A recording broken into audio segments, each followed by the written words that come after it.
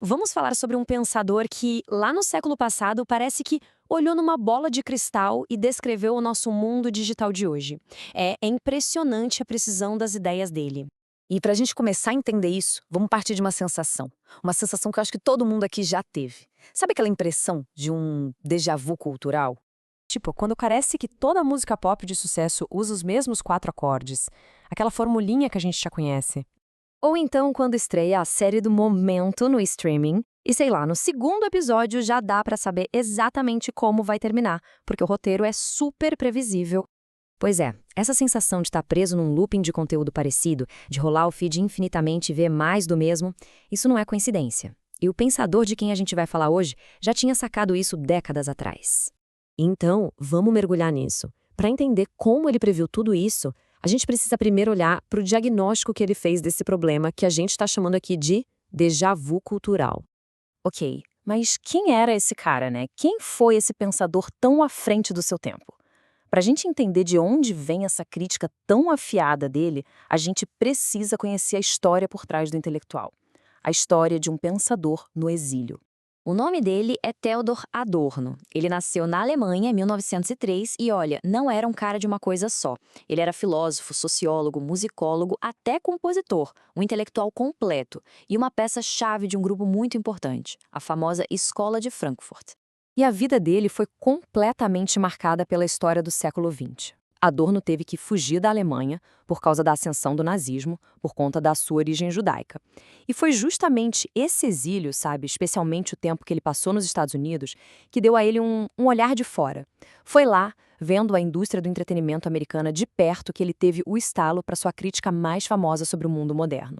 Tá? Mas o que ele viu de tão revolucionário assim? O que Adorno fez foi nos dar um tipo de raio-x, sabe? Ferramentas para a gente enxergar o que está por trás da cortina para desmascarar o sistema que move o nosso entretenimento. E a principal ferramenta que ele criou, junto com seu parceiro Max Horkheimer, foi um conceito, um termo que talvez muita gente já tenha ouvido falar: a indústria cultural. A ideia é simples e, ao mesmo tempo, bombástica. A cultura, a arte, tudo isso deixou de ser só expressão para virar um produto, uma mercadoria, igual um carro ou um sabonete. E como é que essa indústria funciona, segundo ele? Bom, basicamente em três etapas. Primeiro, a arte vira um produto feito para dar lucro. Segundo, o conteúdo é padronizado. Pega-se uma fórmula que deu certo e repete, repete, repete a exaustão. E terceiro, e talvez o ponto mais crítico, o entretenimento não está ali para nos fazer pensar. Pelo contrário, está ali para nos distrair, para nos pacificar. É quase como uma continuação do nosso dia de trabalho, só que com outra roupagem. E aqui tem uma coisa muito curiosa sobre o próprio Adorno. Se alguém já tentou ler os textos dele, sabe que não é fácil. A escrita dele é densa, é complexa, e isso é de propósito. Para ele, simplificar demais uma ideia era cair na mesma armadilha da indústria cultural. Era transformar o pensamento em um produto fácil de consumir. Essa resistência a respostas fáceis nos leva a um conceito central dele, a dialética negativa. Parece complicado, mas a ideia é a seguinte: em vez de tentar resolver contradições e chegar a uma resposta final, bonitinha, Adorno dizia: não, peraí, a verdade não está na solução. A verdade está na própria tensão, no conflito que não se resolve. É olhando para essas fraturas que a gente consegue enxergar a realidade de verdade.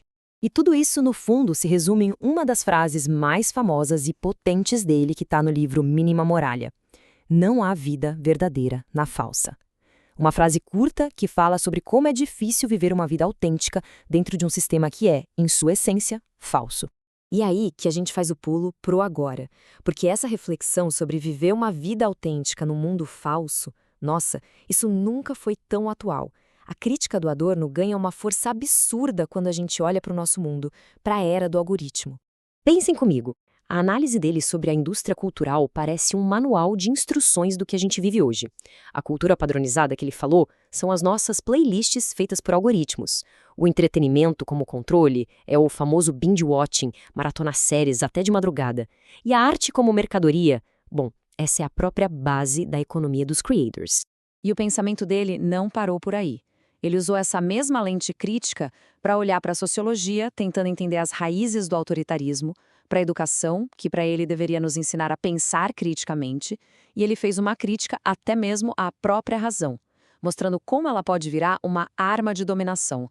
Então, no fim das contas, o que Adorno nos deixa não são respostas fáceis. O que ele oferece é uma postura. Uma postura crítica. É um convite para a gente não aceitar o mundo de bandeja do jeito que ele é apresentado. A filosofia dele é em si uma forma de resistência. E ele deixa no ar uma pergunta que fica ecoando até hoje. Num mundo que foi desenhado para a gente consumir o tempo todo, da hora que acorda até a hora que dorme, o que de fato significa pensar livremente? Essa é a provocação que o pensamento de Adorno continua fazendo para cada um de nós.